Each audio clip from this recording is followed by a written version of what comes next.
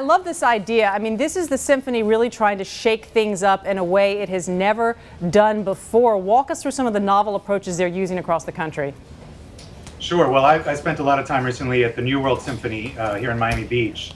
And what they've been trying to do, they've done a number of experimental programs to try to bring in new and younger audiences. One of the more interesting ones and more avant-garde ones is called Pulse. And that one involves turning the concert hall sort of into a nightclub setting. And you have orchestra by Mozart, Stravinsky, and other composers, and then alternating with a DJ who is spinning dance music. And the whole place has a very casual feel. It's lit with LED lights. They have a bar, you can get drinks and sort of walk around the hall at will, go up to the musicians and watch them up close. And so it's a really kind of festive and very unconventional atmosphere. Sounds like shorter programs too, perhaps in some cases. Arian, where else are they doing this around the country? There are a lot of great symphony organizations out there. Any others sort of pushing the envelope? Oh yeah, it's happening in a lot of symphonies around the country. For instance, the Memphis Symphony has what they've done is sent the orchestra out into unconventional venues. So they'll pair up with, say, a blues singer or even a rap artist and play in a bar or a nightclub or a grungy warehouse and do collaborations there.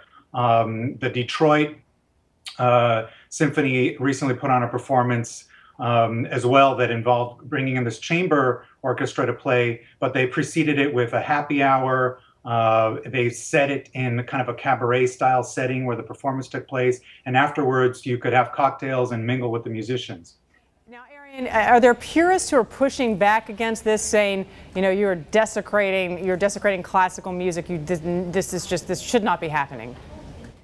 Right, yeah, there is some element of that. I mean, there are folks who are very wedded to the very, traditional style of a classical concert performance.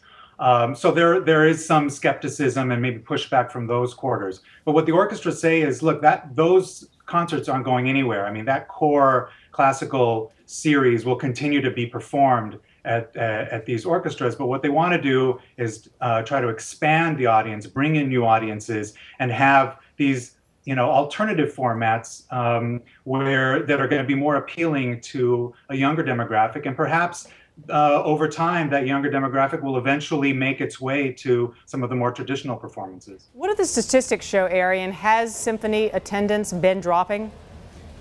It has. It's been dropping steadily for the last 25 years.